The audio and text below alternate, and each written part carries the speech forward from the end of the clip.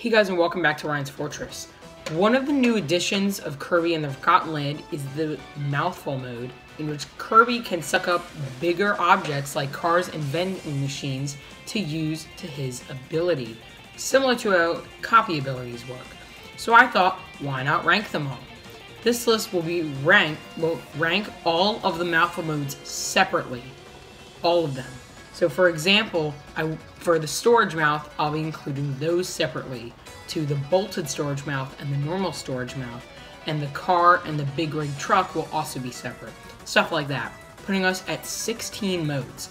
I'll be ranking them based on how fun they were and their significance to the game. And with all that said, let's get started. Number 16, Bolted Storage Mouth. Bolted storage barely counts as a mouthful mode. All you do is suck up the storage mode, but it's bolted to the mall's wall, and you bring it down to open the way to the end of the stage. It doesn't do much except lead the way to the exit. And when you do this, it breaks and you can't use it again. Not that it's much use anyway. Number 15, Storage Mouth. This is basically the same thing as bolted storage, but not bolted to the wall. What it does and how you do it is the same though.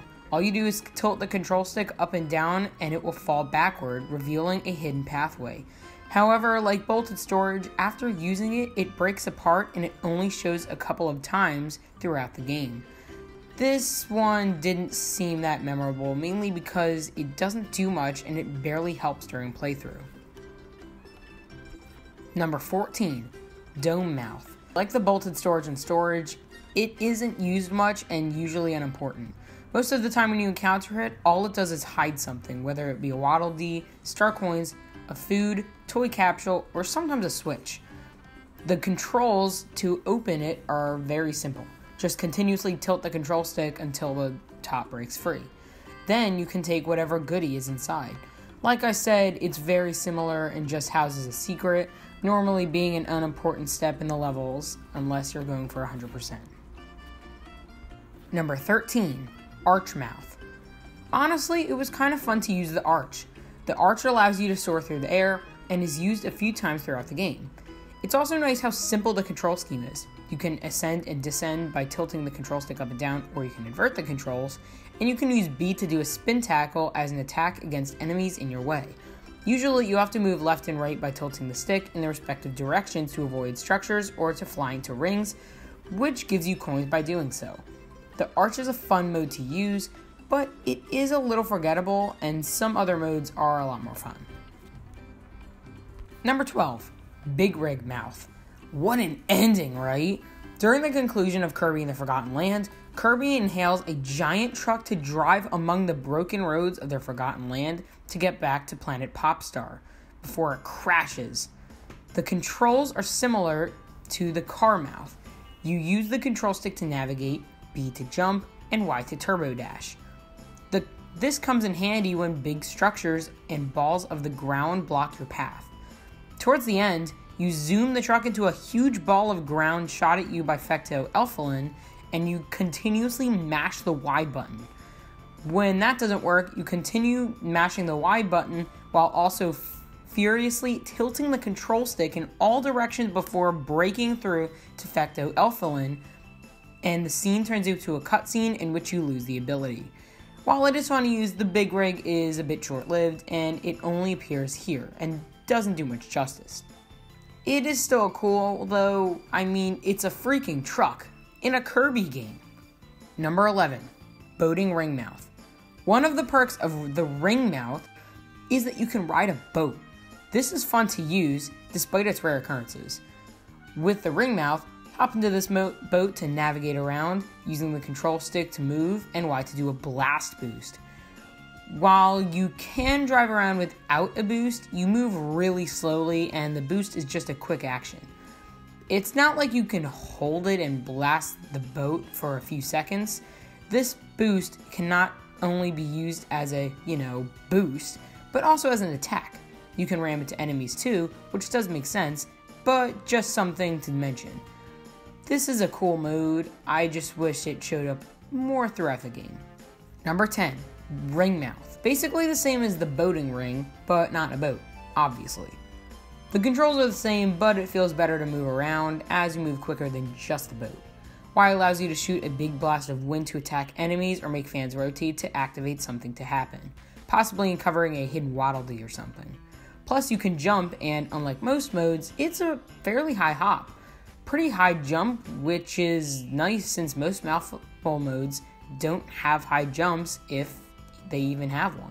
But I like using this mode better outside the boat. Number 9, Pipe Mouth. What an odd ability, a pipe. Though if you think about it, it does fit into this post-apocalyptic setting as if a building's demolition caused it to scatter. But anyway, the pipe allows you to roll in one direction and jump with B if needed.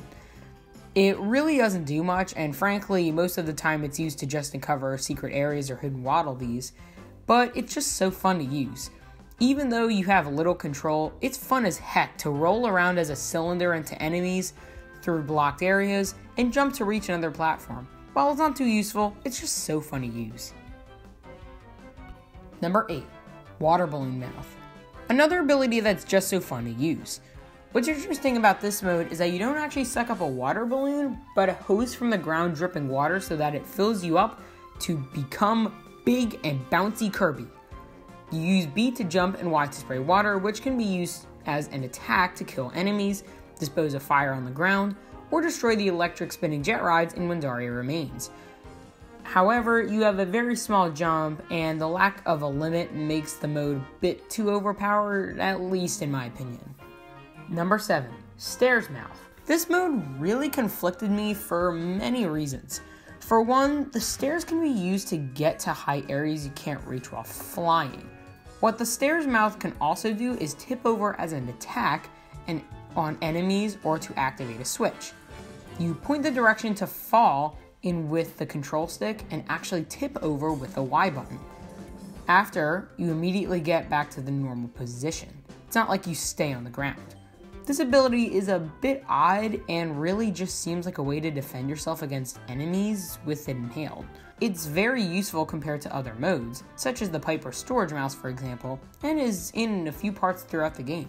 Number 6, Scissor-Lift Mouth. One of the modes in Forgotten Land is a scissor lift, which rolls along a track in a designated area and utilizes B and Y to go up and down.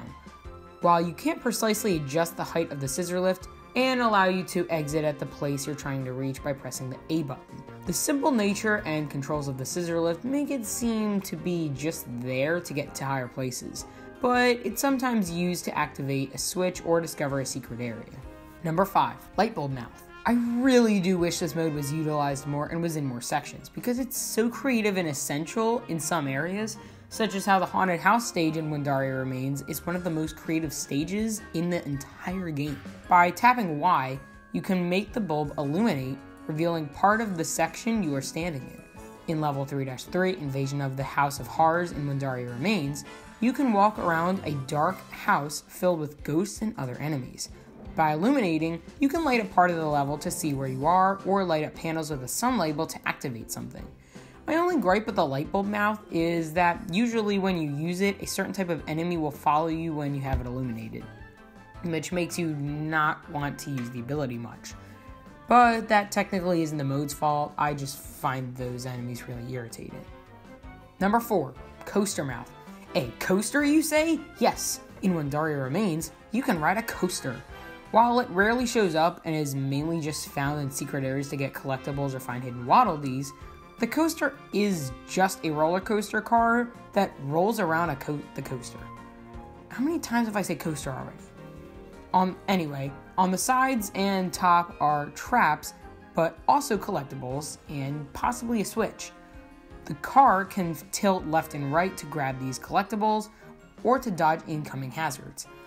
It is surprisingly difficult since the car moves so fast, you need to carefully see what's coming next. Tilting the car is simple, just tilting the control stick left and right does the job. I'm overall just glad you can inhale a coaster in a Kirby game, even if all you can do with it is tilt from side to side. Number 3, Cone Mouth. Yes, you can inhale a traffic cone. When we first learned about the Mouthful mode, this seemed the weirdest to me. It's a traffic cone. This is one of the most useful modes in the game for many reasons. This creates a strong attack that stuns nearby enemies, can break through dented or cracked grounds or walls, and even be used to break a somewhat cracked pipe that will shoot up a tall thing of water you can use to get to a higher platform. It's also just fun to use. Slamming down right on enemies is so fun for some reason, despite it taking a couple seconds to do every time you spike downward. Though it is still a great mode. Number 2, Car Mouth. The first mode ever revealed is still one of the best. The car allows you to, well, drive around. You can step on it and zoom forward, jump, or play it casual and just drive around calmly. The Turbo Dash, which can be activated with Y, gives a giant boost that shoots you forward at high speed, which you can keep going by holding Y. And this allows you to barrel through enemies, break through broken walls, or have a farther jump if necessary. The car is just so fun to use. It's like me and Mario Odyssey zipping around in the Metro Kingdom with the motor scooter. It's just so fun to drive around in a car in a video game, right? Number 1, the Vending Machine Mouth. Before Forgotten Land released, this was the mode I was most excited about. You literally inhale a vending machine and attack with juice cans. Oh my god, that is so smart and big brain, Nintendo.